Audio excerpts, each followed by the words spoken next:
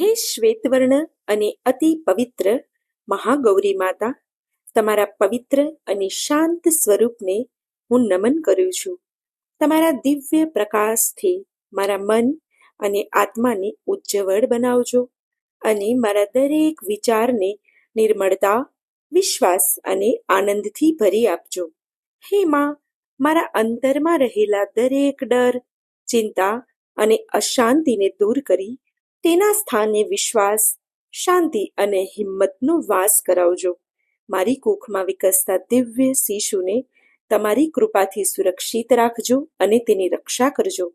તેના દરેક વિકાસમાં આરોગ્ય, બુદ્ધિ અને સારા સંસ્કારોના આશીર્વાદ આપજો. તેના જીવનમાં પ્રેમ, તેજ અને સુખનો પ્રકાશ ફેલાવજો.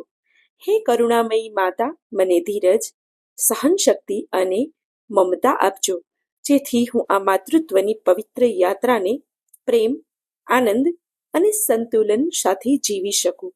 હે કરુણામયી માતા, મારા હૃદયની આ પ્રાર્થના સ્વીકારીને હંમેશા મારી સાથે રહેજો.